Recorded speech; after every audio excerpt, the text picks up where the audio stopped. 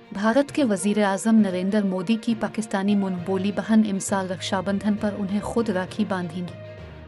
Hindustan times के मुताबिक कमर मोहसिन शेख नामी पाकिस्तानी खातून वजीर आज़म मोदी की मुंहबोली बहन हैं और 30 साल से ज़ायद अरसे से हर रक्षाबंधन पर उन्हें राखी बांध रही है। न्यूज़ एजेंसी ANI से गुफ्तगू करते हुए कमर मोहसिन शेख ने कहा है कि इस बार मैंने राखी अपने हाथों से बनाई है। राखी बांधने के साथ मैं अपने भाई को ज़राअत पर लिखी गई एक किताब भी तोहफे में दूंगी क्योंकि वो मुताले के शौकीन है।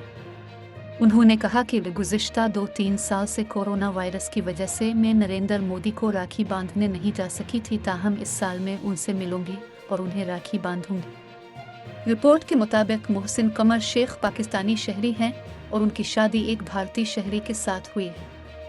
शादी के बाद से वो भारत में मुकीम हैं। उनका कहना था कि पहले मैं दुआ करती थी वो गुजरात के वजीर आला बन जाएं और वो बन गए। इसके बाद मैं जब भी उन्हें राखी बांधती ख्वाहिश करती कि वो भारत के वजीर आज़म बने। जवाब में उनका रद्द अमल हमेशा हौसला मंदाना होता और बिलाखिर खुदा ने मेरी ये ख्वाहिश भी पूरी कर दी।